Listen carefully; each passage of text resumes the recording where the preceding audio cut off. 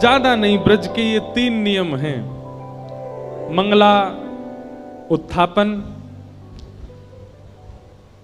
मधुकरी seven और रसिक सेवा, ब्रजवासीन की सेवा। ये 3 भाव करने वृंदावन, ठाकुर जी यही से प्रसन्न हो जाएंगे।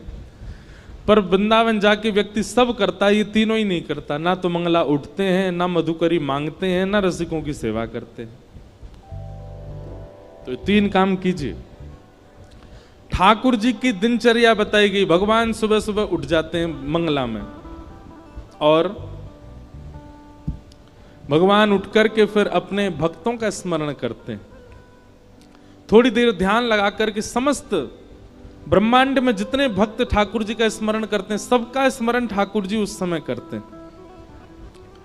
तत्पश्चात भगवान स्नान आदि करके शंखनाद करते हैं, और शंखनाद होते ही पूरी द्वारिका उठ जाती है। भगवान के पांचजन्य शंख की ध्वनि से द्वारिका उठती है। तत्पश्चात भगवान गौशाला जाते हैं, गौ सेवा प्रारंभ की स्वयं करते हैं श्री ठाकुर जी। गैयाओं के बीच रहते हैं, गैयाओं से स्नेह करते हैं, सब गैयाओं को स्वयं जाकर के देखते हैं। नगर भ्रमण करते हुए ठाकुर जी फिर अपनी स्वधर्मा सभा में आते हैं। सभा में आकर के मंत्री, महामंत्री, सेनापतियों की वार्ता सुनते हैं। जहां जाना, जो करना, वो सब क्रियाएं करते हैं। रात्रि में ठाकुर जी परिवार को समय देते हैं, सबके साथ बैठ करके प्रसाद पाते हैं और फिर विश्राम करते हैं। इस प्रकार ठाकुर जी के सारे नियम बताए गए दिनचर्या कैसी ठाकुर जी की। आगे राजसूय यज्ञ का प्रसंग सुनाया गया। पांडवों ने राजसूय यज्ञ किया, और राजसूय यज्ञ में ठाकुर जी को निमंत्रित किया, और भगवान को पत्र में ये लिख करके भेजा कि आप अकेले मत आइएगा, कम से कम 20,000 राजाओं को संग लेकर के आइएगा। ठाकुर जी विचार करने लगे 20,000 राजा कहां से लेके जाएं। तभी जरासंध, जिसने मथुरा पर चढ़ाई की थी, एक प्रकार से भगवान के नाना लगते हैं जरासंध। क्यों? क्योंकि कंस के ससुर जी हैं जरासंध, तो मामा के ससुर जी भी नाना ही लगते हैं। तो जरासंध ने 20,000 राजकुमारों को बंदी बना रखा है। ये खबर ठाकुर जी को पता चली, तो भगवान ने फिर योजना बनाई, पहले जरासंध के यहाँ जाएंगे, वहां से 20,000 राजकुमारों को मुक्त करके फिर जाएंगे यज्ञ में। भगवान अपने साथ अर्जुन और भीम को लेकर के जरासंध के यहां गए। मगध नरेश, बिहार के राजा हैं जरासंध। जरासंध सामान्य नहीं था, 10,000 हाथियों का बल था जरासंध में, जिसको भगवान ने 17 बार हराया, और 18वीं बार रण छोड़ करके भगवान द्वारिका भाग गए थे मथुरा से। क्यों भागे थे? क्योंकि जरासंध ब्राह्मणों को अनुष्ठान पर बैठा करके आया था कि अब की बार में हारना नहीं चाहिए, यदि हारा तो आप सबको जान से मार दूंगा, और यदि जीता तो इतनी दक्षिणा दूंगा कि आप ब्राह्मणों को कभी किसी से मांगना नहीं पड़ेगा। तो ब्राह्मणों के हित के लिए भगवान रण छोड़ करके भाग गए। आज भगवान पुनः जरासंध के यहां जा रहे हैं। रूप बदल करके गए, भेष बदल करके गए अर्जुन, भीम और भगवान। जरासंध का नियम है कि वो ब्राह्मणों को मुंह मांगा दान देता है, क्योंकि ब्राह्मणों के आशीर्वाद से जीता था।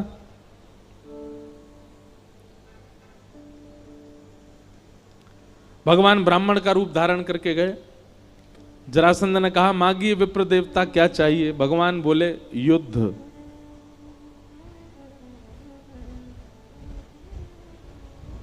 जरासंध बोला, मोल महाराज क्षमा कीजिएगा,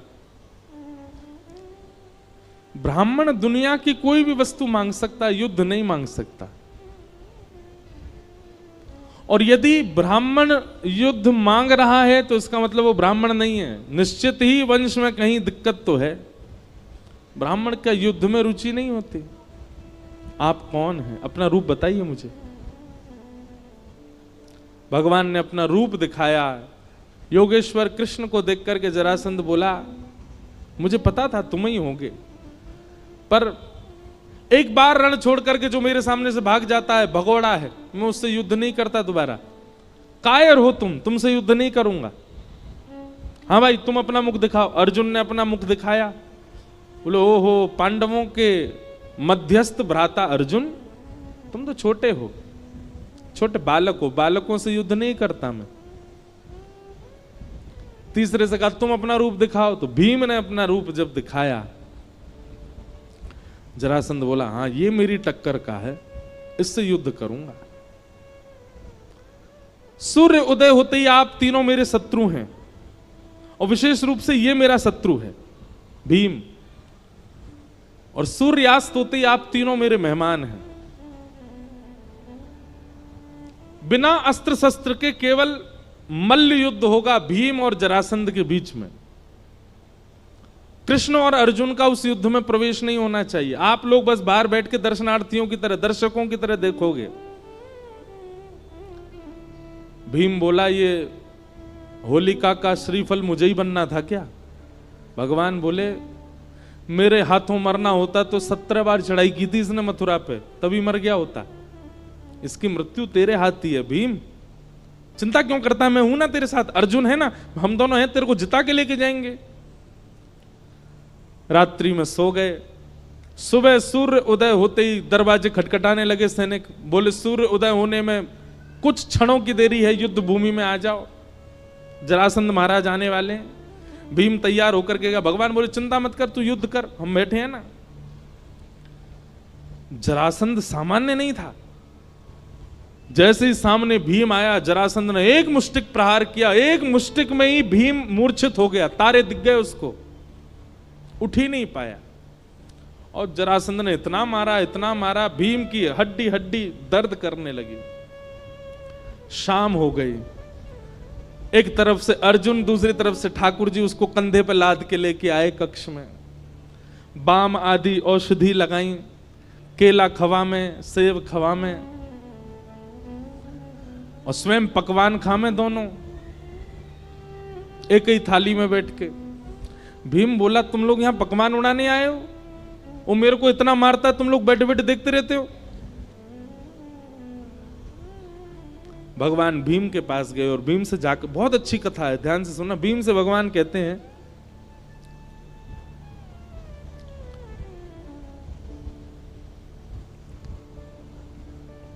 भीम तुम युद्ध करने जाते हो, एक बार भी मेरी ओर नहीं देखते, एक बार तो देखा करूं। क्या पता मैं कुछ संकेत बता दूं। अब मेरा तो युद्ध भूमि में प्रवेश नहीं है ना, मैं तो बाहर ही बैठूंगा, मेरी ओर देखा तो करो कभी कभी। भीम बोला ठीक है देखूंगा। अब इसका आध्यात्मिक अर्थ क्या है? जरासंध है मैं और आप सब जीवात्मा, भीम है मैं और आप सब जीवात्मा, और जरासंध है हमारे कर्म। हम सूर्य उदय होते ही अपने कर्मों से युद्ध प्रारंभ कर देते हैं। हम सबका युद्ध चालू हो जाता है सूर्य उदय होते ही। रात्रि में हम सब लोग विश्राम में रहते हैं, पर हम जैसे लोगों के रात में भी चलते रहते हैं युद्ध। पर एक सामान्य रूप से रात्रि में सब विश्राम में जाते हैं। रात्रि कोई किसी को तंग नहीं करता। कोई कार्य बिगड़ भी जाता है तो हम लोग कहते हैं अभी सो जाओ, सुबह देखते हैं उठ के। हमारा युद्ध ही सूर्योदय के साथ प्रारंभ हो जाता है, संसार के साथ। भगवान कहते हैं इस बीच में कभी कभी मेरी ओर देख लिया करो, मेरी ओर दृष्टि डाल लिया करो। भोपाल में 365 दिन रहिए, लेकिन 7 दिन के लिए यदि कोई ब्रजवासी कथा सुनाने आया है तो आके सुन लिया कीजिए, कोई बुराई नहीं है। समझ में 10 कोई आई है, ताली सबने बजाई है। अब क्या फायदा, अब तो कथा पूरी होने वाली है। अब तो प्रतीक्षा करो, 2 साल बाद आएंगे अब भोपाल, पर उससे पहले हम आसपास तो आएंगे। इंदौर आएंगे, सागर आएंगे, और कहां आएंगे, नर्मदा यात्रा पे भी आएंगे। तो अभी तो 2 साल में तो बहुत कुछ होगा, पर 2 साल बाद जब भोपाल आएंगे तब छुट्टी ले लेना, पहले ही बता देना अपना, जहां भी आप काम करते हो, जहां भी आप लोगों का कार्य है, या स्कूल कॉलेज जो भी है, सब जगह बता देना हमको टाइफाइड हो गया है, 7 दिन नहीं आ पाएंगे। ज्यादा नहीं, 7 दिन मांग रहे हैं, 7 दिन तो पूरी कथा को दिया कीजिए। ये बहुत आवश्यक होता है जीवन के लिए। आप सब लोग युद्ध कर रहे हैं अपने कर्मों से, अभी बस ये 1 घंटा बाद आप सबका युद्ध शुरू हो जाएगा, फिर लड़ोगे। 7 दिन जब तक कथा चल रही थी तब तक ये लग रहा था कि थोड़े युद्ध थमे हुए हैं, थोड़ा हमारे जीवन के युद्ध जो हैं, जो इतने ज्यादा आक्रमण भीष्म पितामह की तरह बाणों की सैया पर लेटे रहते हैं हम लोग, लेकिन 7 दिन के लिए थोड़ी राहत लगती है। अभी फिर शुरू हो जाएगा 4-5 बजे से आप सबका वही संसार का सब क्रम। इसलिए जब कभी भी कथा हो, हमारी नहीं किसी की भी हो भोपाल में, अगर अच्छे वक्ता हैं जिनके वचनामृत से कुछ परिवर्तन। अच्छा एक बात और सुनिए, वक्ता के वचन सुनकर के वक्ता नहीं ठाकुर जी प्रिय लगने चाहिए, ऐसी कथाएं सुना करो। हम इस बात पर आपको बार बार टोकेंगे। बिचौलिया से लड़का का गुण सुनो तो लड़का प्रिय लगना चाहिए, बिचौलिया नहीं। पता चली लड़की बिचौलिया के संगी चली गई, वो सुनाने तो आया था कि वो लड़का ऐसा है, उसके काम ऐसे हैं, गुण ऐसे हैं। वो लड़का छोड़ो, तुम ही बढ़िया हो, तो दिक्कत हो जाएगी। वक्ता बिचौलिया होता है, उसके प्रति आदर हो, उसके प्रति सम्मान हो, उसके प्रति श्रद्धा हो, उसके प्रति पूजनीय भाव हो, पर प्रीति तो उसकी वाणी से ठाकुर जी से ही होनी चाहिए, उससे नहीं। कई लोगों की वाणी ऐसी होती है कि उनसे प्रीति हो जाती है, नहीं, गलत है।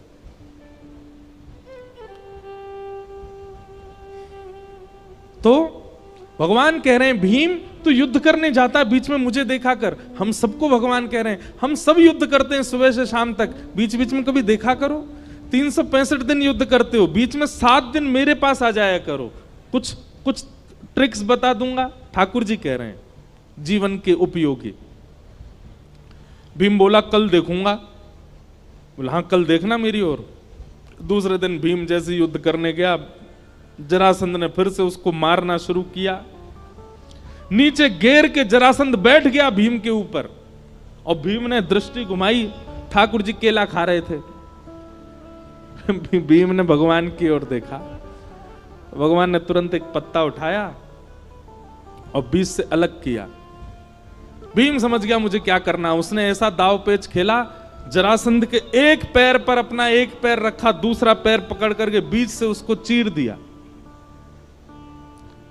और दोनों भाग अलग करके जैसे ही जरासंध को देखा अचेत पड़ा है, मर गया, भगवान की ओर भुजा उठाने लगा, मैं जीत गया, मैं जीत गया, मेरी विजय हो गई। भगवान बोले पीछे देख। पीछे देखा तो जरासंध फिर एक हो गया, फिर से उसने मारना शुरू किया। हाथ पांव फिर टूट गए। शाम को फिर से भगवान उसको कंधा पे लाद के ले गए, बिस्तर पे जाके लेटा दिया। भगवान अपना भोजन पानी करने लगे। भीम बोला आप लोग तो खाने आए हो, यहाँ पे कुछ करते तो हो नहीं, आनंद ले रहे हो, मैं पिटता हूं पूरे दिन। भगवान बोले तुझसे कहा था मेरी ओर देख, कल आज देखा तो था मैंने आपकी ओर। अब देखो कितनी अच्छी बात ठाकुर जी कह रहे हैं, समर्पण की भावना से देख, मैं अपने कार्य में सफल हूं, इस स्वार्थ भावना से मत देख। मेरे जीवन में जो होगा मेरे लिए उचित होगा, मुझे प्रॉफिट हो आप दे देना, लॉस हो तो भी आपकी कृपा। ऐसे समर्पण भावना से देख। तू मेरी ओर किस भावना से देख रहा था? विजय की भावना से, मुझे जीतना ही है। नहीं यार भीम, जीतने की भावना से नहीं। कर्म का फल क्या मिलेगा ये मेरे हाथ में निर्भर है। कर्मण्यवाधिकारस्ते, तुम्हारा अधिकार केवल कर्म पर है। मां फलेषु कदाचन, फल तो मैं दूंगा, तू केवल अपना कर्म कर। समर्पण की भावना से मेरी ओर देख, जीतने की भावना से नहीं। भीम बोला कल देखूंगा। बोला हाँ ठीक है। दूसरे दिन युद्ध हुआ और भीम ने समर्पण की भावना से ठाकुर जी को देखा। आज विजय की भावना नहीं थी, समर्पण था। नाथ जो है जीवन सब आपका है, आप निश्चित करिए, जो आपको उचित लगे वैसा हो। समर्पण की भावना से देखा तो भगवान ने भीम को योग्य जाना, और योग्य जान करके वही क्रिया की जो कल की थी, लेकिन आज उस क्रिया को करके विपरीत दिशा में फेंका। ठाकुर जी ने एक युक्ति, और देखो समर्पण की भावना से जब आप ठाकुर जी को देखते हैं और विजय की भावना से जब आप ठाकुर जी को, दोनों में अंतर क्या है? विजय की भावना में आप धैर्यवंत नहीं होते, विजय विजय विजय विजय विजय यही दिखता रहता है आपको। लेकिन जब आप समर्पण की भावना से देखते हैं तो आपका चित्त शांत होता है, आपका चित्त धैर्यवंत होता है, और धैर्यवंत होकर के जब आप जाते हैं तो ठाकुर जी शायद कुछ और युक्ति देना चाह रहे हैं, वो आप ग्रहण कर पाते हो।